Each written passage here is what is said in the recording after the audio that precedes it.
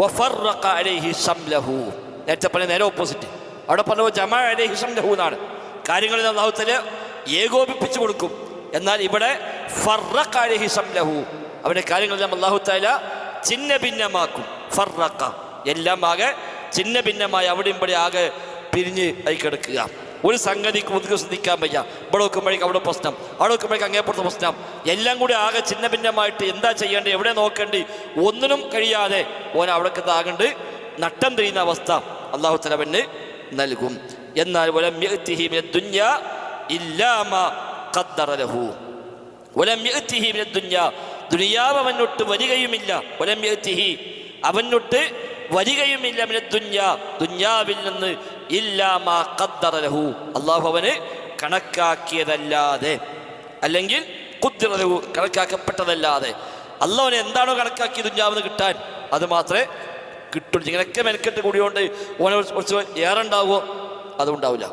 ദുനിയാവിൻ്റെ പിന്നാലെ കൂടിയതുകൊണ്ട് ഓന് കുറച്ച് അധികം കിട്ടി എന്ന് പറയാനുണ്ടാവില്ല. റബ്ബിന് കണക്കാക്കിയിട്ടുണ്ട്. ദുനിയാവിക്ക് വരുന്ന മുമ്പ് തന്നെ ഓൻ കഴിക്കുന്ന ഭക്ഷണവും ഓന് പിന്നെ ജീവിക്കാനുള്ള സാഹചര്യങ്ങളും എല്ലാം റബ്ബ് സുബ്ഹാനഹു മുമ്പേ നിശ്ചയിച്ച് വെച്ചിട്ടുണ്ട്. അതിനപ്പുറം ഒന്നും മുട്ടവന് കിട്ടുകയുമില്ല. ഓൻ്റെ ഓട്ടം പാച്ചിലും ബാക്കിയാവുന്നല്ലാതെ ഒന്നും ഓനോട്ട് അധികമായി കിട്ടുകയുമില്ല. അതുകൊണ്ട് ദുനിയാവല്ല മുഖ്യ അജണ്ടയായി എടുക്കേണ്ടത്, ആഖിറമാണ് മുഖ്യ അജണ്ടയായി എടുക്കേണ്ടത്. അങ്ങനെ ആഖിറം എടുത്തോട് ദുനിയാവ് ഇല്ലാതാവോ? അതില്ല.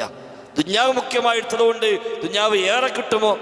അതുമില്ല. കണക്കാക്കിയത് എന്താണോ അത് ലഭിക്കും. എന്നാൽ സമാധാനവും റാഹത്തൊക്കെ ഉണ്ടാകണമെങ്കിലോ പഠിച്ചവനെ പേടിയും പരലോകവും നരകവും സ്വർഗവും ഹക്കും ബാത്തിലൊക്കെ നോക്കി ഒരു അടുക്കും ചുറ്റും ജീവിതത്തിൽ ഉണ്ടാകുമ്പോൾ ഓരെ സംബന്ധിച്ച് എന്തുണ്ടായാലും അതിലൊക്കെ ഒരു സമാധാനം ഉണ്ടാവും.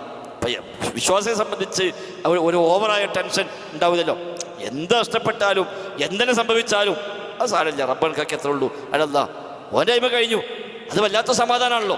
ഒരു പരലോകം ബോധ്യമുള്ള മനുഷ്യൻ, മരണശേഷം ജീവിതമുണ്ട്, നരകസ്വർഗമുണ്ട് എന്ന ബോധ്യമുള്ള മനുഷ്യനെ സംബന്ധിച്ച് ദുനിയാവിൽ എന്തൊക്കെ സംഭവിച്ചാലും ഒരു പരിധിക്ക് അപ്പുറം ഓന് ടെൻഷനും പ്രയാസമൊന്നും ഉണ്ടാവില്ല.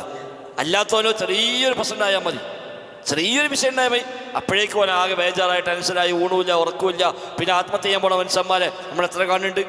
ഒരു മതബോധമുള്ള ആളെ സംബന്ധിച്ച് ഒന്നുമില്ല. ഓന് ദുനിയാവ് എന്നുള്ളത് അത് ഒരു താൽക്കാലികമായൊരു അഭയകേന്ദ്രം മാത്രം. ഇന്നല്ലെങ്കിൽ നാളെ ഒഴിവാക്കി പോകാൻ. ഇവിടെ ഒരു വിചാരിച്ച സംഗതി നടന്നില്ല. ഇവിടെ ഒരു വലിയ സമ്പത്ത് മനസ്സ് കിട്ടിയില്ല. ഒരു വലിയ ജോലി അത് നഷ്ടപ്പെട്ടു പോയി. ഒരു വലിയ പരീക്ഷ ഇത് പാസ്സായില്ല. എല്ലാം നഷ്ടമായി. ഓനെ സംബന്ധിച്ചൊന്നുമില്ല. അതിനിപ്പോൾ കിട്ടിയെടുത്താണെന്നല്ലേ, അത് കുറച്ചു നേരം കഴിഞ്ഞാൽ പോകുന്നതല്ലേ. ഓനെ സംബന്ധിച്ചതൊരു സമാധാനം റബ്ബിന് കണക്കാക്കിയതുണ്ടാവും.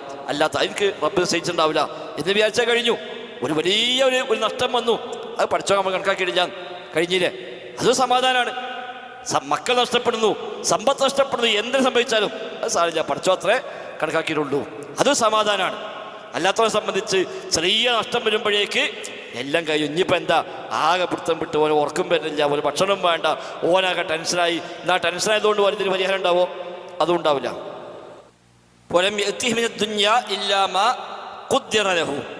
ഏറ്റവും അധികം വന്ന റിവായത്ത് ഖുദ്ദിറ എന്നാണ്, കണക്കാക്കപ്പെട്ടതല്ലാതെ. ഇല്ലാമാ ഖുദ്ദിറ ലഹു, അവന് കണക്കാക്കപ്പെട്ടതല്ലാതെ അവനൊട്ട് ദുനിയാവിൽ നിന്ന് കിട്ടുകയുമില്ല. അപ്പോൾ ഈ ഹദീസ് നിത്യജീവിതത്തിലേക്ക് എപ്പോഴും വെളിച്ചം നൽകുന്ന ഒരു ഹദീസാണ്. ഏത് വിഷയത്തിലും ദീനിനും പരലോകത്തിനൊക്കെ മുന്തിയ പരിഗണന നൽകുകയും അതിന് വിഘാതമായി ദുനിയാവ് വരുമ്പോൾ ദുനിയാവ് വേണ്ടെന്നൊക്കെ അവിടെ ദീന് മതി എന്ന് വിചാരിക്കുക. അല്ലാതെ ദീന് വേണ്ട വെച്ചിട്ട് ദുനിയാവ് എടുക്കുന്നതല്ല. ദുനിയാവ് നഷ്ടപ്പെട്ടാലും വേണ്ടില്ല, പരലോകം എനിക്ക് നഷ്ടപ്പെടാൻ പാടില്ല എന്നാണ് വിശ്വാസി എപ്പോഴും ചിന്തിക്കേണ്ടത് എന്നാണ് ഈ ഹദീസ് നൽകുന്ന പാഠം. ഇമാം തിർമുദിയാണ് ഈ ഹദീസ് റിപ്പോർട്ട് ചെയ്തത്. ഇമാം തിർമുദിയും അതേപോലെ ഇബ്നു മാജയും കുതുബുസ് സിത്തയിൽ ഇബ്നു മാജയും തിർമുദിയുമാണ് ഈ ഹദീസ് ഉദ്ധരിച്ചിട്ടുള്ളത്.